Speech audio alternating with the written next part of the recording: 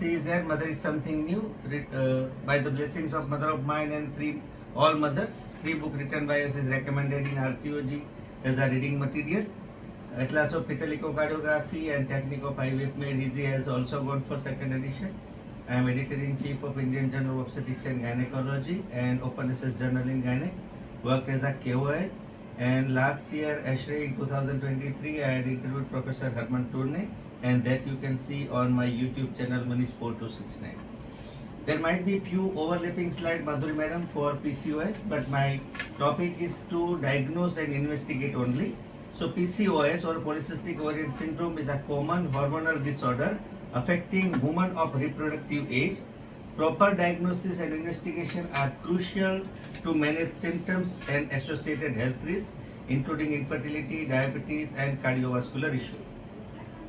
If we say the prevalence is 30% of all pregnancy of infertility with an ovulation, and 85 to 90% of these are attributed to polycystic ovarian syndrome. 21 to 59% of women in reproductive age demonstrate ultrasound picture of polycystic ovaries. It doesn't mean they have got polycystic ovaries. Picture may resembles on ultrasound like PCOS. About 30 to 50% have clinical or biochemical sign of anovulation and androgen excess, and these all were documented by Norman et al. In 2002. If we see the PCOS, it has got genetic component, multi-gene environmental interaction lead to menstrual irregularity, hyperandrogenemia, hyperinsulinemia. Menstrual irregularity leads to involuntary infertility, hyperandrogenism leads to hirsutism, acne and alopecia, and hyperinsulinism causes metabolic disorders, diabetes type 2, hypertension, and sometimes cardiovascular diseases. If you see the causes of PCOS, what are the main incidents? There is initial population of primordial follicles like this. This is a primordial germ cell, mitosis of the germ cell, follicle begin, then there is atresia, and if you see, the number of germ cells are increasing, number of PGC entering into the ova, more cell division, more follicle formed, more LH required to rupture that follicle, and lower rate of atresia. That might be the cause of polycystic ovarian disease. What is the consequence? Why we want to worry polycystic ovarian disease? Because if it is there, it will affect the lifespan of a woman. Usually we see baby may be or small for gestational age. In all this type of patient, there may be premature anarchy. There are types in which we can see adolescent PCOS which starting from age 11 to 21. Then there are chances of GDM, gestational diabetes, and reproductive age group. They all may suffer from infertility, and risk of diabetes starts from age 10 to up to age 80. There are higher risk for CVS disease and endometrial carcinoma from the age 40 to 80. So PCOS is a multidisciplinary approach. It may require in early age from pediatrician to dermatologist for acne, for gynecologist for infertility, for diabetes there is endocrinologist, and for cardiovascular disease you have to consult cardiologist, and in endometrial CA or in the geriatric age you have to consult geriatric doctor also. Why define and diagnose PCOS? Because if we identify the problem associated PCOS during infertility, usually Raki madam has already told there might be obesity, there are hyperinsulinemia with insulin resistance, elevated VEGF, elevated LH and androgen. We all know there is reverse FSH-LH ratio, LH is always high, increased pre-antral and small antral follicular cohort. There are small follicles on the ovary, on antral follicle count. We can see so many small follicles are there in the ovary. That may lead to excessive ovarian response, and particularly we are worried for ovarian hyperstimulation syndrome. So many times we have to cancel the cycle, and that because of slow and poor growth of follicle, even with 450 gonadotropin, and sometimes somebody had given 600 units of gonadotropin also, they won't find any follicular cohort or any growth. And there might be the chance of poor ovarian quality. We see multiple follicles, but there may be an empty follicular syndrome. And if she conceives, there are chances of aneuploidy will be high, and patient can go for miscarriage. Again, we have to identify the same problem with obesity, insulin resistance, hyperinsulinemia, hyperandrogenism, and anovulation. Impaired glucose tolerance lead to type 2 diabetes. There are chances of increased incidence of hypertension, dyslipidemia, increased cardiovascular risk, and increased risk of endometrial carcinoma or hyperplasia or endometrial CA, and there are certain chances in cases of developing breast carcinoma also. So how to diagnose? In 1990, NIH has given the criteria. They developed first and foremost, they are mostly used till date. Then afterwards there is Rotterdam criteria came from 2003 to 2016, we are using that. Then expanded the definition of NIH. Then came Androgen Access Society and PCOS Society criteria coming in 2006. In AES, they reviewed all available data and recommended an evidence-based definition. So none of these criteria address to insulin resistance and metabolic manifestation. So what are the criteria for diagnosis? In 1990, they say that patient demonstrate both clinical and or biochemical signs of hyperandrogenism, and patient might have oligo or chronic anovulation. Rotterdam, Ashray and Asarium in 2003 follows two of the following three manifestations. There may be irregular or absent ovulation. There are hyperandrogenemia, clinical or biochemical, and polycystic ovary morphology on ultrasound. In 2006, AES criteria defines that patient demonstrate may both hirsutism and or hyperandrogenemia, may be clinical or biochemical, with oligoanovulation and or polycystic ovarian morphology. They exclude the etiology of androgen. Cannot be seen only in PCOS. Androgen can be increase in congenital adrenal hyperplasia, Cushing syndrome, androgen producing tumor, XXX steroids, simple obesity also, severe insulin resistance disorder also. So what are the causes of menstrual irregularity? That is because of ovarian failure or early menopause, in which we can see increased FSH, increased LH, and decreased estradiol. If there is hypothalamic or pituitary problem, there is decreased FSH, decreased LH, and decreased estradiol. And patient may be underweight, overweight, and patient may have chronic illness. So there is a characteristic phenotype of PCOS. Type 1, which is frank PCOS, in which we can see androgen level increases, FSH and LH also increases, insulin increased, CVRS increased, polycystic ovarian morphology, polycystic given ovarian morphology, and main menopause menstrual problem are oligohydramnios. In type 2, that is non-PCO, PCOS,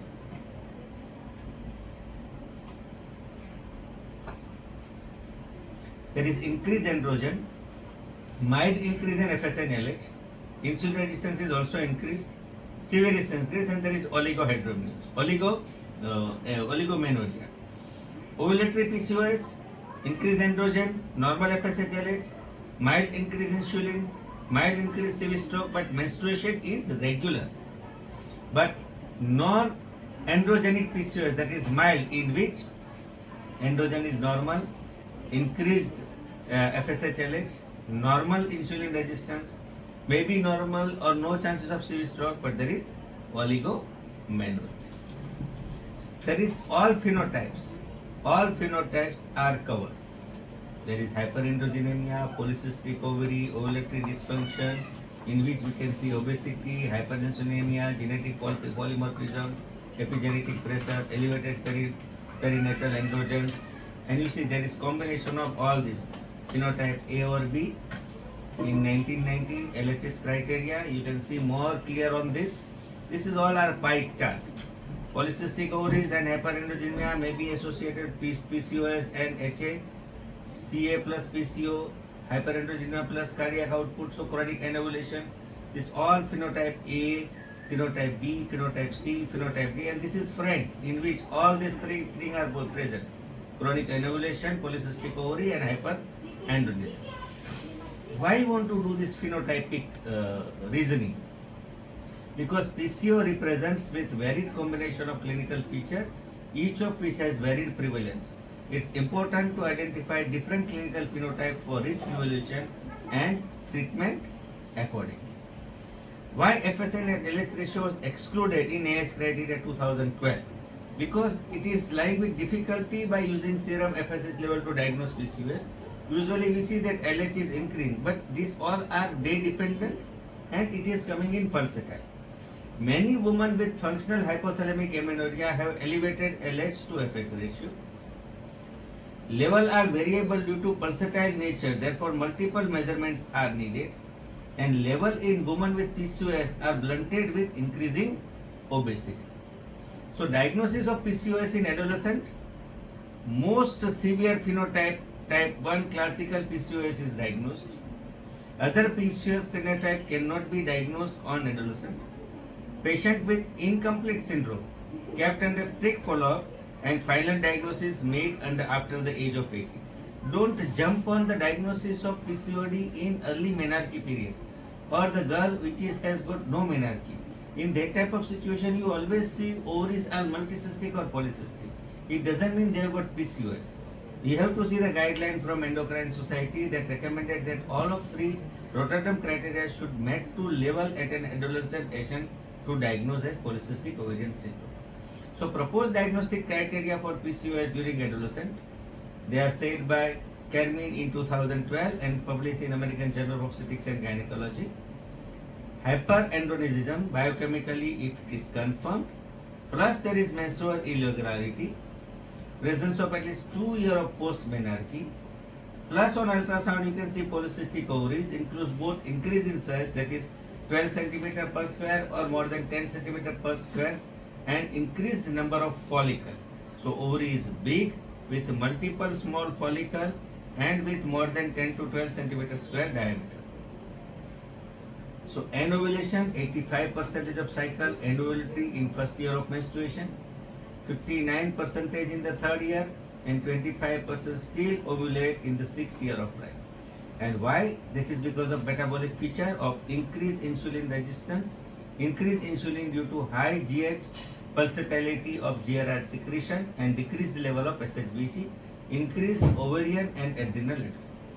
Polycystic ovarian morphology at ultrasound, we can say at age of 3 and 33% age of 4 years after menarche, and this should correspond to the physiological condition during early adolescence. Not associated with abnormality in ovulation, menstrual cycle duration, and increase in androgen or insulin sensitivity. You can diagnose PCOS by clinical manifestation of hirsutism, acne, amenorrhea, infertility, early pregnancy loss. Metabolic aspects like obesity, insulin resistance, type 2 diabetes, and cardiovascular disease. This is particularly biochemical manifestations are elevated total free testosterone, 17 hydroxyprogesterone and DHEA, these all are elevated. Decreased SHBG, increased insulin, there may be chances of abnormal GTT, and elevated LS FSH ratio. So these are the biochemical markers for diagnosis. So for diagnosis of polycystic ovarian syndrome, PCOD is a not specific endocrine disease but a syndrome, a collection of signs and symptoms that no one sign, symptom or test is diagnosed. We have to take the individual biochemical, clinical, radiological component, and also utilize the diagnostic criteria of ultrasound, and then we have to give a diagnosis of PCOS. Hyperandrogenemia, circulating level of total and free testosterone above the normal range is usual basis of diagnosis of hyperandrogenemia. Other androgen that may be elevated in women PCOS include androstenedione, DHEA, and DHEAS. The serum DHEAS concentration is the traditional marker for adrenal androgen excess, and it is relatively high and remains stable across the day and cycle. So we have to measure the total testosterone concentration. Usually it is not necessary. In most cases, clinical evidence of hirsutism provides the ample evidence that there is hyperandrogenism. AEPCOS Society has said that an elevated serum DHEAS level has sufficient evidence of hyperandrogenism, but not considered when diagnosing PCOS per se with the Rotterdam criteria. So what are the laboratory evidence? Elevated total testosterone if we measure. Most value in polycystic ovarian disease is around 70 to 150 nanogram per deciliter. If exceeds more than 200, then we have to think for adrenal tumor. Pre-testosterone is more sensitive, and recently now we are doing the free androgen index. It is more than 5. So how to calculate free androgen index? Take total testosterone multiplied by 100 and divided by SHBC, and it is a better indicator to see the level of hyperandrogenemia. DHEAS, normally it is normal or slightly high in PCOS, but if it goes for more than 800, then we have to consider for adrenal tumor. Clinically, manifestation of hyperandrogenism including hirsutism, acne, acanthosis, androgenic alopecia, of which related to the effect of androgen and pilosebaceous unit. So there are patients who have got lots of acne, hirsutism like this, and there is growth of terminal hair on face, on body, and particularly like male pattern. There is typical scoring system of Ferryman-Galway score. It comprises of 11 hormonally sensitive sites for hair growth, that is upper lip, sideburn area, chin, jaw and neck, upper back, lower back, chest, upper abdomen, lower abdomen, upper arm and thigh. And you have to see all this area. And score of 6 or above has said that there is a clinical hyperandrogenemia. This is a modified Gell-Mann score, 1, 2, 3, 4. You can see on chin, on upper chest, on lower chest, on pelvis, on leg, on thigh, on back. And then we have to say that we have to see all 9 areas. Or absent for terminal hair. 4 is for excessive terminal hair growth. And if score is more than 8, then it suggests hirsutism. Secondary standard for assessing the severity of hirsutism in clinical settings by Ferryman-Galway score. Patient asks for the method of frequency of hair removal. Usually they are going for shaving, pickling, waxing, and nowadays laser is very well available. IPL laser are there and diode laser are there for removing of the unnecessary or unwanted hair. But that is not the treatment. You have to treat the cause why there is hyperandrogenemia.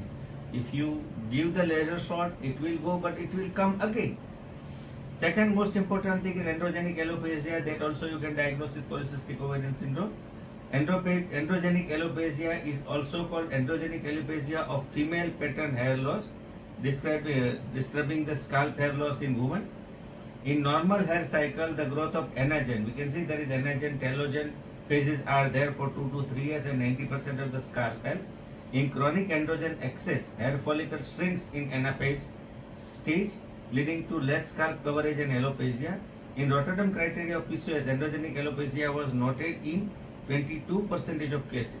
So it is there. You can see this type of hair loss. This is a typical androgenic alopecia hair loss.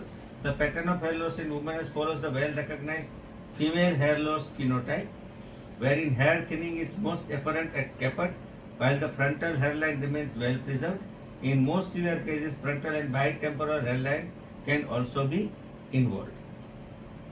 Acne is second most manifestation of hyperandrogenemia with PCOS. Androgen-mediated stimulation of sebaceous secretion is recognized as a mechanism of acne, and this is grade 3 acne with most of pustules are there. The prevalence of acne with PCOS varies with ethnicity ranging from 12 to 13% of women with white, being higher in Asian and particularly more higher in Indians. No existing standard methodology for quantifying severity of acne in women with PCOS. If we see in clinical setting, quantification of acne severity should take into consideration the number, distribution, the severity of active lesion as well as the residual scar. Pictorial records to the affected area to allow comparative assessment and response of the treatment with the acne. There are diagnoses by ovulatory and menstrual dysfunction. Oligomenorrhea is defined as a less than 8 menstrual cycle per year. You get around 12 to 13. Cyclical menses occur at normal intervals strongly suggest but not proof of ovulation. It doesn't say that if she is menstruating regularly, she is ovulating. It is not confirmed in polycystic ovarian disease. Most common menstrual abnormality in women with PCOS are oligomenorrhea and amenorrhea. Polymenorrhea, that is regular cycle occurring at interval of 21 days, is uncommon, and less than 2% of PCOS patients having got regular cycle. So oligo or amenorrhea typically begins with peripubertal period. Reduction in ovulation events leads to deficiency of progesterone secretion. Chronic estrogen stimulation of the endometrium with no progesterone resulting in intermittent breakthrough or bleeding like the DUB.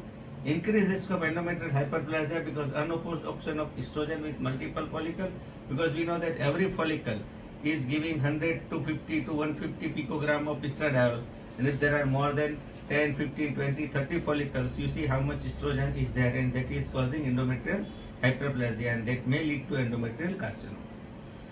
We see by ultrasound, and ultrasound is the most criteria because we all see that we can measure the volume, and now with 3D vocal we can have an exact volume of ovary, and we can see how much number of follicles are there. We can also see the blood supply in the ovaries, we can see the VFI, we can see what is the end diastolic flow, what is the ovarian artery flow, and that is the beauty of 3D ultrasound. So increased ovarian volume and presence of more than 12 follicles measuring 2 to 9 millimeter in diameter in single ovary. Polycystic ovary is not specific polycystic ovarian syndrome.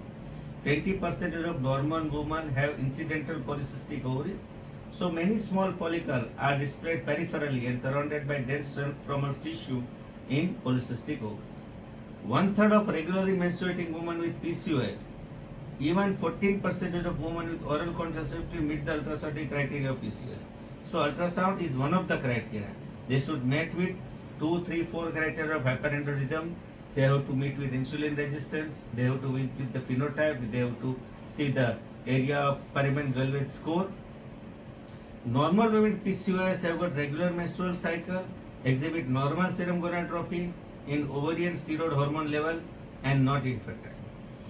By PCO, use ultrasound criteria for diagnosis uplift 50% compared to the criteria earlier recommended by NICHD.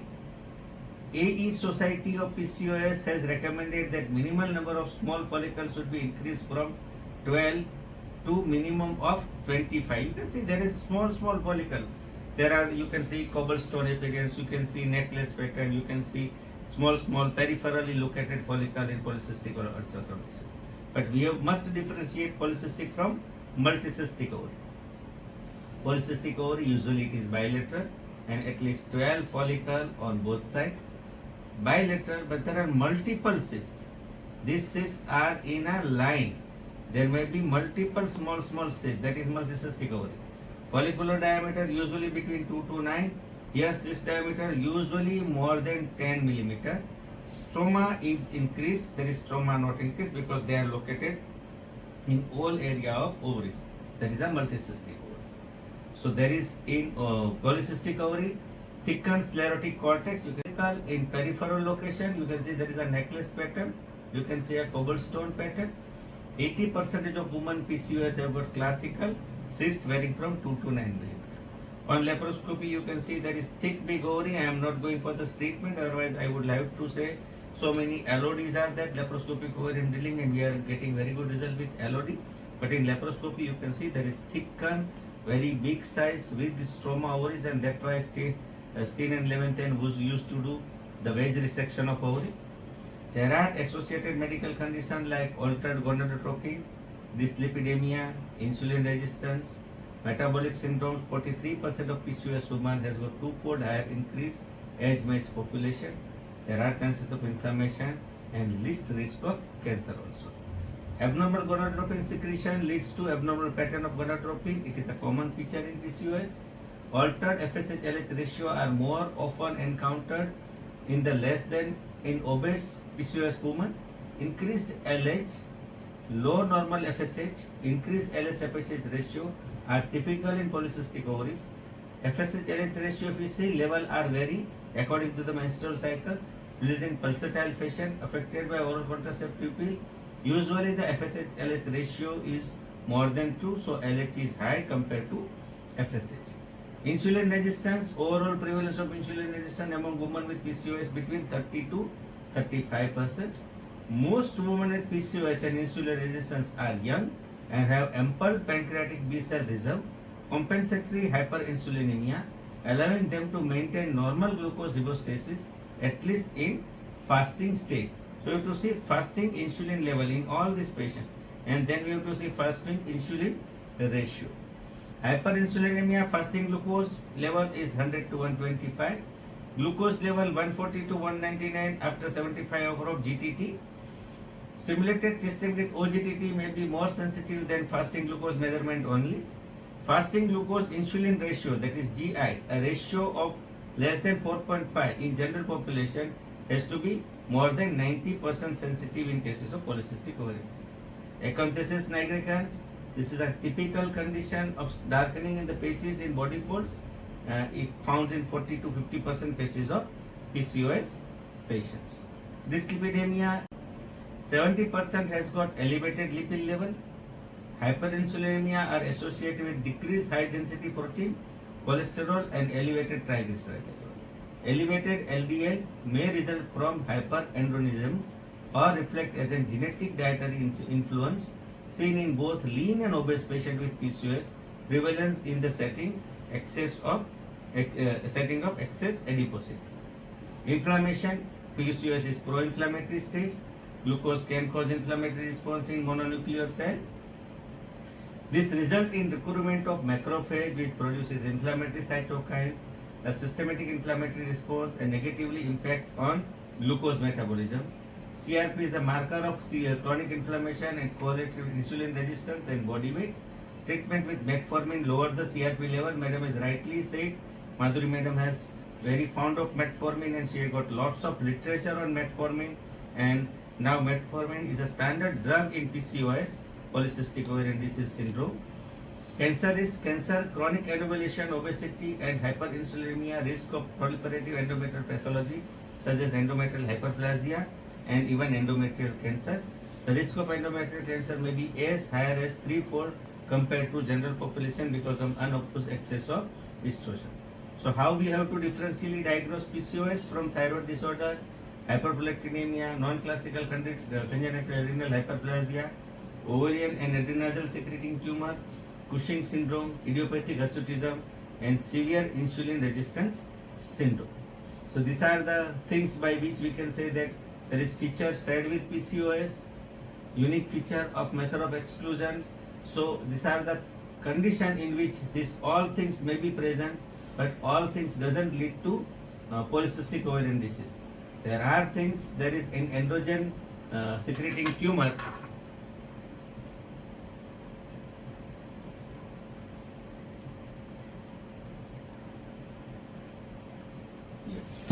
So if you see, in androgen secreting tumor, there is oligomenorrhea, hyperandrogenism, hyperanorexia, so rapid progressive response, and there is elevated DHA level, like Cushing syndrome, hyperthyroidism, hyperprolactinemia, iatrogenic causes, severe insulin resistance syndrome. So this chart you must have with you to differentially diagnose that there are chances that features may be sharing with PCOS, but there are always one unique feature of this particular disease. There is in androgen excess tumor there is elevated DHA level. In hyperprolactinemia there is elevated prolactin level in the blood. So every has got typical symptoms or one thing which is more than PCOS. So laboratory evaluation in suspicion of PCOS, test for ruling out common condition that mimic PCOS like TSH, serum prolactin, 17-hydroxyprogesterone, especially in women with pre or post-menopausal onset of hirsutism, or there is family history of congenital adrenal hyperplasia. For that we have to collect the 24-hour urine and we have to see free cortisol is suspecting severity of source of hyperandrogenemia. Serum total testosterone, free testosterone in women with moderate or severe hirsutism or acne or alopecia. Serum DHA to determine adrenal contribution to sign and symptom of adrenal excess. Test to allow the risk assessment. Oral glucose tolerance test, 2/75, we all know Sasiya test with frequent sampling of glucose can lead to insulin level. You can see fasting lipid profile. You can have a comprehensive metabolic panel, endometrial sampling to rule out endometrial hyperplasia, particularly in obese women with history of prolonged period of oligomenorrhea, amenorrhea, or there is long-term exposure to unopposed estrogen. You have to see the race. And these are our paper for evaluation of clinical safety of PCOS by urban population, and it is well appreciated. Thank you very much. Main need is difficulty because they are necessary to enjoy the success, said by APJ Abdul Kalam. And I am happy to share that we have got the same award, the Dynamic Indian of Millennium by KG Foundation at Coimbatore. If your work is there, you can be given the GI of so many company. Our paper on dydrogesterone is well appreciated by so many company and they are using it. So everybody at the end we should be happy because our patient should be happy. To be happy is now, and the place to be happy is here. And the way to be happy is to make someone happy and have a little heaven right here.